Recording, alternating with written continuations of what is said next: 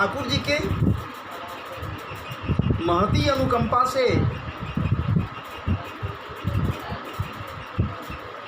आपके प्रश्न का उत्तर देने का सौभाग्य प्राप्त हुआ है।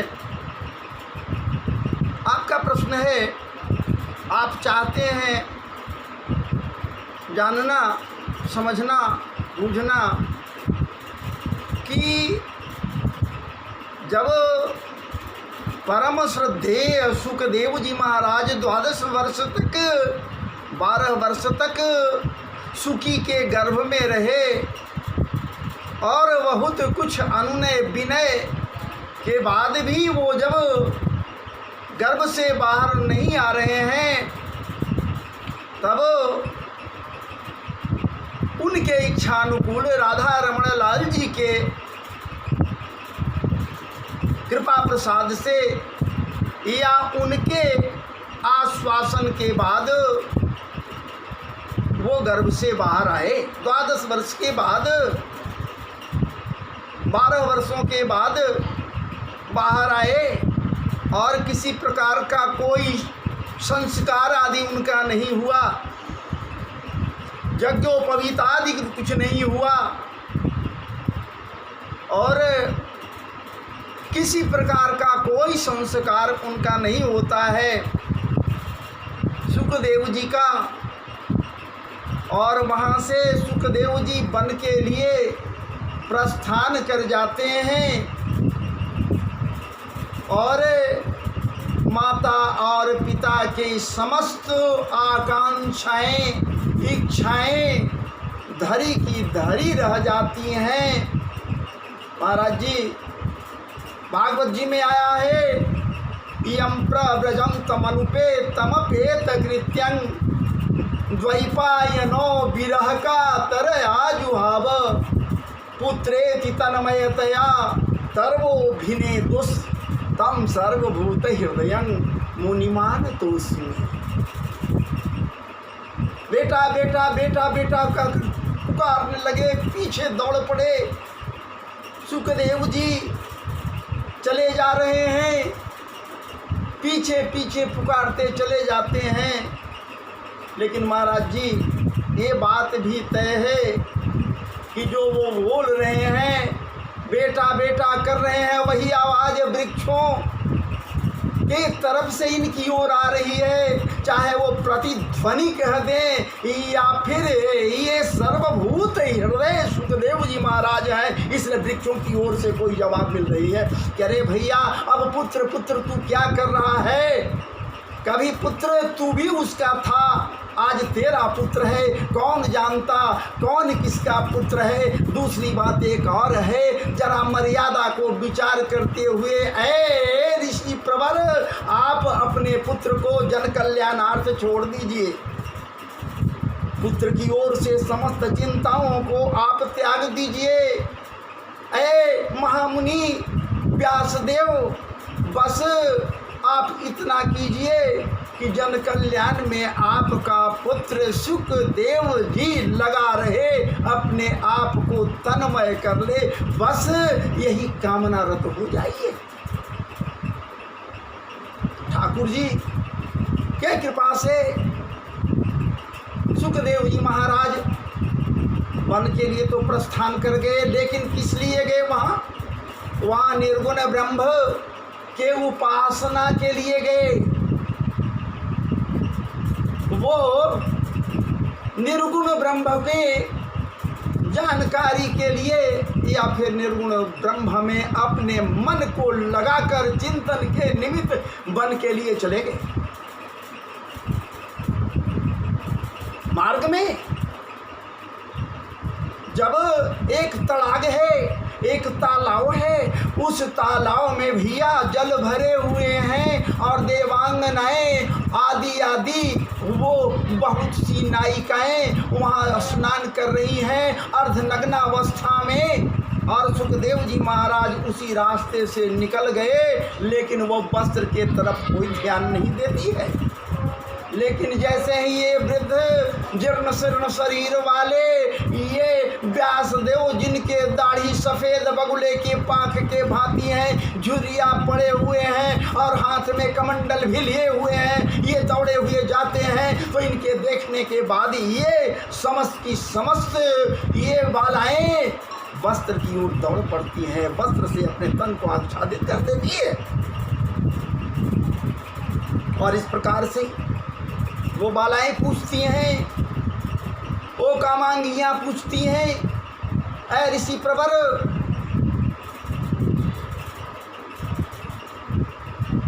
आप इस रास्ते से गुजर रहे हो, ये बात तो है, लेकिन मनसा चाहे तेरा जो भी हो, लेकिन तुम मुनि प्रवर हो। अब मुनि प्रवर पूछते हैं, व्यासदेव पूछते हैं कि ऐ नायिकाएं, ऐ बालाएं, ऐ कामांगियां, आप ये बता दो ना कि अभी अभी, ऐ सुंदरी, ऐ युवतियां, ये बता देना अभी अभी मेरा पुत्र इस रास्ते से गया है, उसके शरीर पर किसी प्रकार का कोई वस्त्र नहीं है, निर्वस्त्रावस्था में गया है, 12 वर्षीय है, 12 वर्ष का है, लेकिन उसे देखने के बाद तुम लोगों को हया नहीं आई, शर्म से तुम लोग झुक नहीं गए, अपने वस्त्रों को की ओर दौड़ नहीं पड़े, अपने वस्त्रों से अपने तन को आच्छादित नहीं किया, अपने तन को ढक नहीं सके, निर्लज की अवस्था में स्नान करती रही, और मुझे वृद्ध को देखने के बाद तुम वस्त्र से अपने शरीर को ढक रही हो। आगे बात क्या है? वो बालाएं कहती हैं कि मुनिवर, आप में और आपका पुत्र शुकदेव जी में आकाश पाताल का फर्क है। वो पुरुष और स्त्री को नहीं जानता और आप पुरुष और स्त्री को जानते हो। वो प्रत्येक पुरुष में वो नियमता को देखता है और प्रत्येक नारियों में क्या बात है, आदि शक्ति को देखता है। तुम इस प्रकार से दर्शन कर ही नहीं सकते, देखना अलग बात है, दर्शन करना अलग बात है। और वो जो दर्शन करता है उसी ढंग से दर्शन करता है कि प्रत्येक नारियों में आदि शक्ति को देखता है, प्रत्येक पुरुषों में नियमता को देखता है। शर्म कहाँ? शर्म तो आपके पास हम लोगों को भी इसलिए ढक लिया।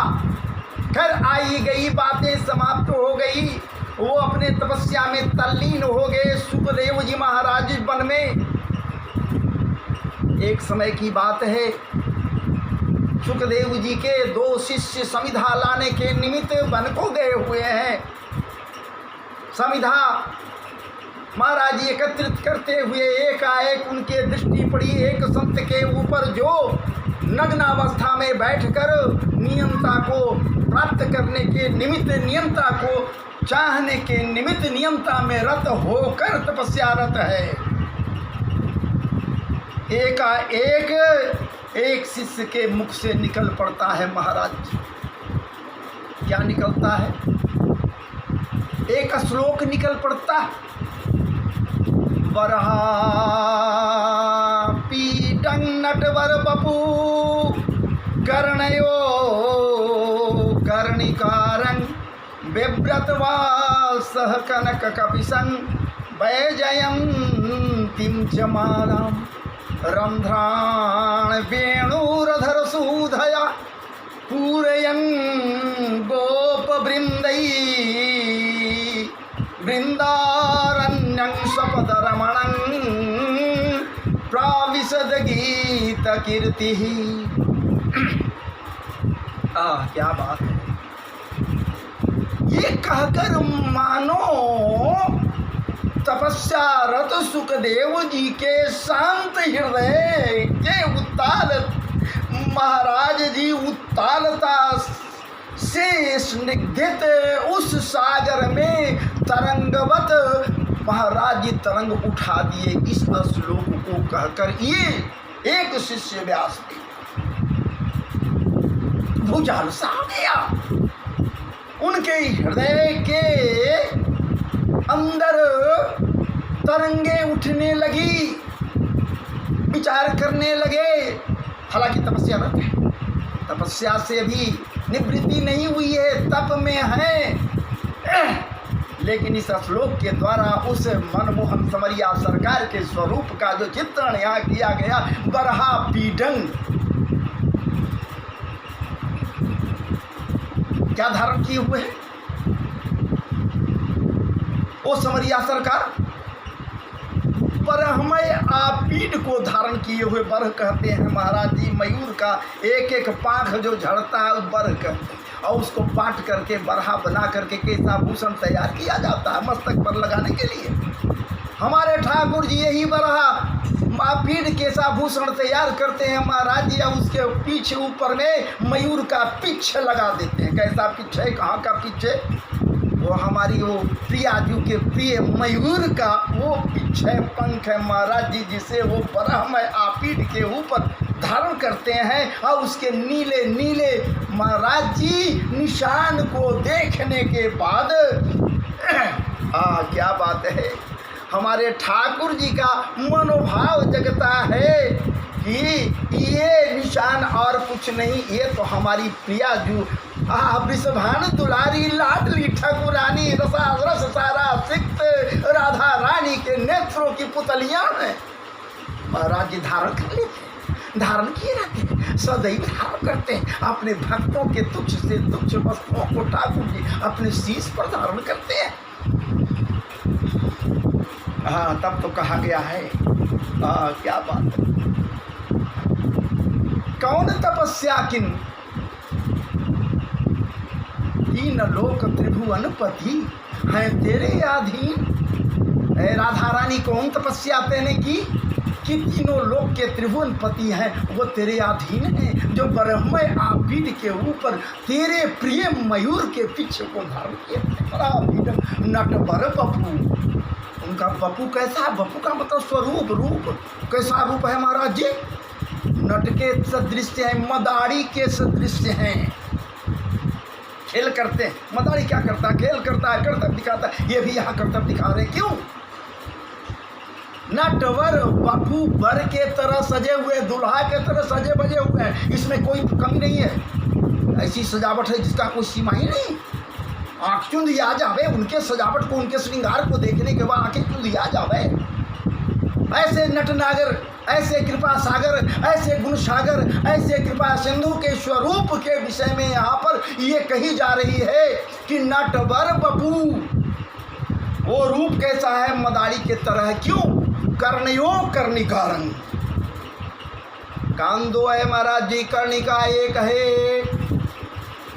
एक कान के ऊपर कनेर का पुष्प धारण किए हुए हैं, या फिर अमलतास के पुष्प धारण किए हुए हैं, या महाराज जी सूर्यमुखी के पुष्प को धारण किए हुए। एक कान पर कर्ण हो, कान दो है। अब सोचिए न जरा, कान दो है और ये एक है, एक ही है, तो भला पुष्प भी बेचारा सोच रहा है कि हमको दूसरे कान पर नहीं रख रहे हैं, इस कान पर ठाकुर जी रख रहे हैं, तो वो अभागा हो रहा है। इसलिए वो एक झटका मारते हैं महाराज जी, एक झटका सा मारते हैं मदारी के तरह। वो कान, एक कान का पुष्प ऊपर चला जाता है, जब आकाश से नीचे गिरता है महाराज जी तो दूसरे कान पर विन्यास हो जाता है। ये ठाकुर जी का लीला है महाराज जी। नटवर बपू बर के तरह, दुल्हा के तरह सजे हुए हैं। नटवर बपू कर्णयो कर्णिकारं बिभ्रतवासः कनक कपिशं वैजयंतीं च मालाम। कितना एक एक जगह पर मैं जाकर आपको डुबाऊं, रस में ले जाऊं। बस ये समझ लीजिए कि अपने अधरण के मध्य वेणु को पधराए हुए महाराज जी मधुर तान को, मधुर ध्वनि जब बिखेरते हैं, छेड़ते हैं, छोड़ते हैं, तो सारा का सारा, ये सारा का सारा भुवन, सारा का सारा भुवन के लोग, सारे के सारे लोक, तीनों लोक के समस्त जड़ चेतन, अंडज उद्भिज जरायु पिंड जादी, महाराज जी की रात हुणांग पुलिंद पुलकसा आभीर कंका जमुना खसादे आदि आदि जितना है महाराज जी सबके सम्मुख हो जाते हैं। ये ऐसे हमारे समरिया सरकार है। लेकिन वेणु का क्या रूप है महाराज? वेणु है क्या महाराज जी? ये बंसी है क्या महाराज जी? ये वही बंसी है महाराज जी जिससे 3 स्वर निकालते हैं। ये एक स्वर निकालते हैं संध्या काल में, और वो कौन सा स्वर है महाराज जी? उस स्वर का क्या नाम है? वो आकर्षणी स्वर है महाराज जी। गाय बछड़े को बुलाने के लिए, इकट्ठा करने के लिए आकर्षणी स्वर को छेड़ते हैं, दौड़ी चली आती है, धूल दूषित करती हुई ठाकुर जी के ऊपर धूल का। महाराज जी क्या बात है, पड़ाव दिखाते हुए वो चली आती है। इनके पास में गाय, उनको भी धूल दूषित कर देती है। और दूसरा स्वर क्या बजाते हैं? मुरली। मुरली जब बजाते हैं महाराज जी, पूरे को पूरा ब्रह्मांड मोहित हो जाता है। और बंसी तीसरा स्वर है महाराज जी, ये तो उसी के लिए बजाते हैं जो उनका है। ये तो बंसी बजाते हैं उसी के लिए, स्वर जो उनका है, बाकी कोई सुन भी नहीं सकता बंसी के स्वर को। यूँ प्रकार है ना, ये अधरण पर बंसी जो बधराए हुए रखे हुए है, बंसी को, वेणु को है क्या महाराज जी? क्या है? साक्षात विश्वनाथ हैं। कृष्ण ने एक बार की कहानी है कि महाराज जी रुद्रदेव को के कृपा को प्राप्ति के निमित्त कृष्ण तपस्या किए, भोलेनाथ को प्रसन्न किए, प्रसन्न हो गए, प्रसन्न चित्त हो गए ठाकुर जी पर। कहें के बरम ब्रोही बरमांग, ठाकुर जी कहें कि प्रभु आप हम पर यदि प्रसन्न हैं तो बस ये वर दीजिए, ऐसा कुछ वर दीजिए कि राधा रानी का सानिध्यता हमेशा सदैव बनी रहे, कभी छूटे नहीं। भोलेनाथ कहें कि एक काम करो ना, आ रहा है द्वापर, नंद बाबा के दरवाजे पर मैं बंसी बांस के कोठी बनकर रुक जाऊंगा, बांस बनकर रुक जाऊंगा, उसमें से बांस काटना और एक बंसी बुलाने ला। उस बंसी को जब बजाओगे तो पूरा ब्रह्मांड क्या, राधा रानी क्या, पूरा को पूरा ब्रह्मांड मोहित हो जाएगा। ये साक्षात विश्वनाथ है महाराज जी, ये साक्षात विश्वनाथ हैं। बंसी के रूप पर में इनके अधरण पर पधराए हुए रहते हैं साहिब महाराज जी। ये सब तो हो ही रहा है कृष्ण के रूप स्वरूप महाराज जी। समरिया सरकार के सामने सलोने स्वरूप का चिंतन यहाँ करा दिया ये श्लोक। तब तक दूसरा एक चोट और मार दिया महाराज जी, दूसरा शिष्य एक और चोट मार दिया ना। ये सोच ही रहे हैं अभी, तपस्या से अलग हट ही रहे हैं, निवृत्ति पा ही रहे हैं ना, कि ऐसा उसका रूप है, ऐसा स्वरूप है, ऐसा उसका लावण्य है, ऐसी उसकी लावण्यता है, ऐसा उसका झांकी है जो देखने के बाद अनित्य अनित्य लगता हो। ये विचार ही कर रहे हैं। तब तक एक चोट और मार दिया एक शिष्य। अहो बकीयं स्तनकालकूटं जिघांसया पायदप्यसाभि लेभे गतिं धा त्रुचितां ततोन्यं कं वा दयालं शरणं व्रजेम। वो कितना दयालु है। इसको जब सुने ठाकुर जी के विषय में, उनके दयालुता के विषय में, उनके कृपा कटाक्ष के गरिमा के विषय में जैसे ही ये श्रवण करते हैं, कौन? व्यास के पुत्र सुखदेव जी जैसे ही श्रवण करते हैं महाराज जी मंत्र मुग्ध हो जाते हैं। विचार करते हैं कि रूप तो ऐसा है, दयालुता ऐसी होगी, वो दया सागर है, इतना कृपा सागर है, वो इतना कृपा सागर है, जरूर कृपा सागर होगा। चूंकि यह श्लोक कह रहा है कि जिघांसा के नियत से आई हुई वो असाध्वी पूतना जब साध्वी बनकर आई, बकासुर की बहन, अघासुर की बहन, पूर्व जन्म की चंद्र, ये रत्नमाला राजा बलि की पुत्री बकी महाराज जी आई जिघांसा के नियत से, ठाकुर जी को मारने के नियत से महाराज जी अपने स्तनों में कालकूट विष लगाए हुए हैं। लेकिन हमारे संवरिया सरकार कैसे दयालु है, ऊपर से कालकूट लगा हुआ है, भीतर क्या है? भीतर महाराज जी ममत्व संपन्न दुग्ध है भरा हुआ। चूंकि कृष्ण को मारने के नियत से आई है तो कृष्ण को तो हृदय में धारण की, तब न मारेगी महाराज जी। नतीजा ये हुआ कि हृदय तो दुग्धामृत से भर गया, ये स्तन में दुग्ध भर गए जो ममत्व संयुक्त है महाराज जी। ऊपर में विष जरूर है, ऊपर में विष जरूर है, कालकूट जरूर है, इसलिए आंखें बंद किए और बंद करके भूत भावन को याद किए कि हे भूत भावन तुम आ जाना, तेरी यादत है, तेरा अभ्यास है, तू पी सकता है, ये विष लगाकर आई है कालकूट, तू तो कालकूट पिया था समुद्र मंथन के समय, आज भी इस कालकूट को आकर तू पान कर जा और मैं तो सिर्फ दुग्ध पान करूंगा। हमारी प्रीति है, मैं सही सवावस्था में हूँ, मैं तो दुग्ध ही पान करूंगा ना।